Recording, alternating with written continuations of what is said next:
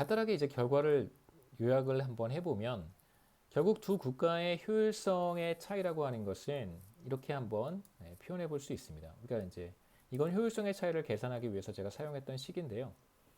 자, 한번 여기 보시면 분모를 한번 보면 이 식은 어디에서 봤냐면 돌아가 볼까요? 예, 이 식은 바로 이 식과 같습니다. 이것과 같고 자, 그 다음에 여기 밑에 한번 보시죠. 두 국가의 기술 수준의 비율은 또 어디에서 어떻게 표현할 수 있냐면요. 자, 이렇게 표현할 수 있습니다. 자, 이렇게 인디아와 한국 두 국가 사이의 기술 수준의 비율은 1 플러스 G의 마이너스 S승과 같잖아요. 자, 그래서 이것들을 제가 한번 간단하게 정리해 보았습니다. 그래서 두 국가의 기술 수준의 비율은 1 플러스 G의 마이너스 S승과 같다라고 쓸 수 있었고요. 그 다음에 이제 분모에 마이너스 S승이 있으니까 이걸 이제 분자로 올리면서 마이너스를 띄워주면 돼요. 그래서 결국 두 국가의 효율성의 차이는 어떻게 간단하게 정리해 볼 수 있냐면 이제 이렇게 정리해 볼 수 있습니다. 이렇게 보면 사실 눈에 조금 더 잘 들어올 것 같아요. 두 국가의 생산성의 차이는 우리가 0.56 정도라고 이야기를 했습니다. 결국은 효율성의 차이를 결정하는 요소는 한국의 기술 진보율과 두 국가의 어떤 기술 수준의 차이, 사실 테크놀로지라고 하는 걸 다 빼버리고 기술 진보율과 이제 S만 남겨놓은 거예요. 눈에 더 잘 보이게 하려고요.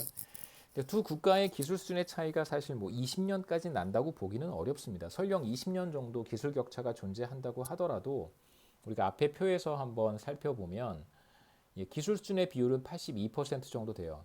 인디아의 기술 수준이 한국의 82%라는 뜻입니다. 그래서 82%의 값을 적용해 보면 이때 효율성의 차이는 여전히 68%예요. 비교적 낮습니다.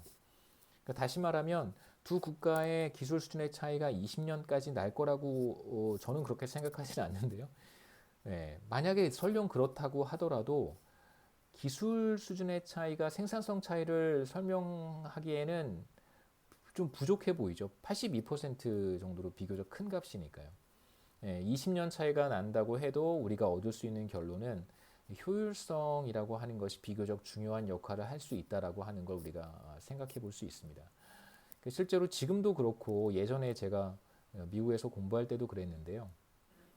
제가 미국에 이제 공부할 때 제가 살던 아파트를 이제 인도에서 오신 어떤 분한테 서블릿이라고 해서 저는 이제 학교의 기숙사 같은 거죠. 사실 엄밀히 말하면 기숙사는 아니고 학교에서 운영하는 사실 그 뭐 대학원생들, 박사과정 학생들이라든가 이제 포스트닥 이런 사람들한테 이제 임대해주는 학교랑 이제 학생들이랑 계약을 해서 빌려주는 식의 이제 아파트에 있었는데 제가 그 학교와 계약을 맺은 아파트를 이제 인도에서 오신 어떤 이제 포스트닥 분한테 이제 서블리치라고 해서요. 다시 이제 임대를 주는 거죠.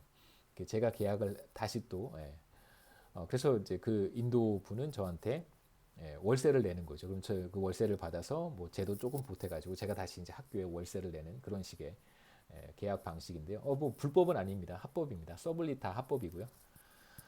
그때 이제 그 인도에서 오신 분이 어, 가족이 다 인도에 있어요. 이제 아내도 결혼을 하셨고 남자분입니다.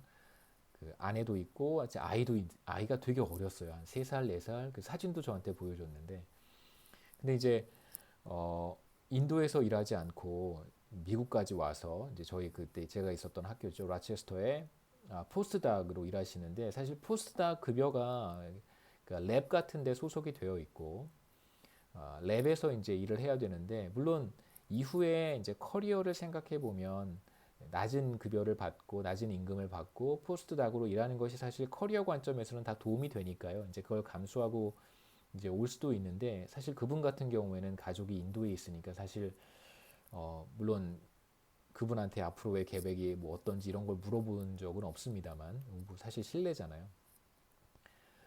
그런데 훌륭한 인재가 사실 상대적으로 낮은 급여죠.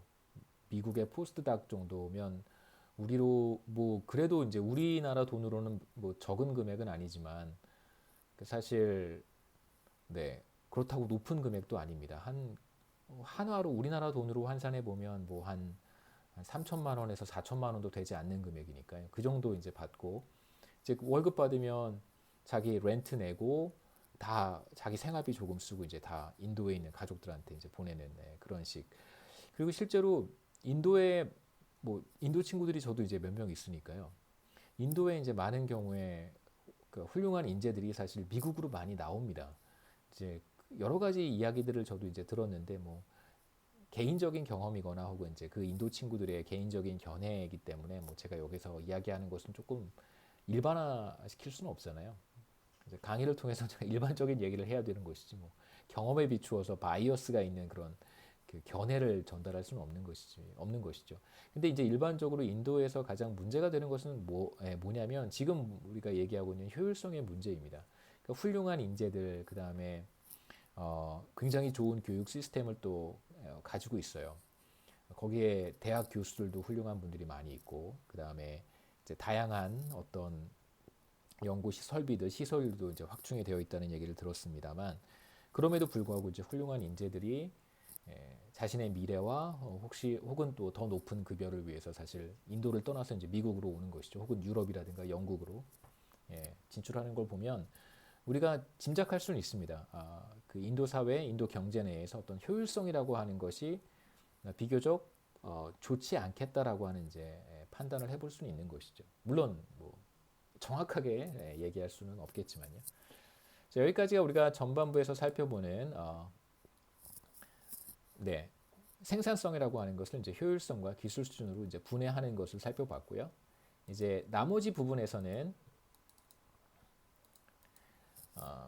이제 비효율성이 무엇인가를 보면 이게 효율적인 거. 그러니까 사실 뭐 이런 농담 비슷하게 많이 하는데요.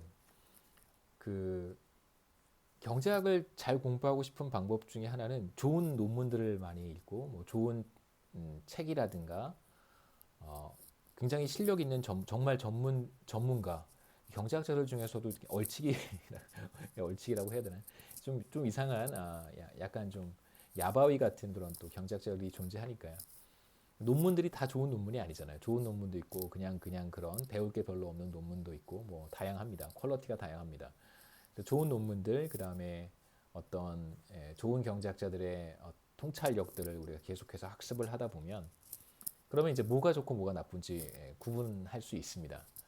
마찬가지겠죠. 뭐 여러분이 새로운 어떤 분야에 지식을 습득하고 싶어요. 그렇다면 제 생각에는 가장 좋은 것부터 시작하시는 것이 좋습니다. 뭐 클래식 음악을 관심이 있다. 그러면 정말 좋은 연주들을 찾아서 들으면 어떤 게 좋은 연주고 어떤 게 나쁜 연주인지 알 수 있겠죠.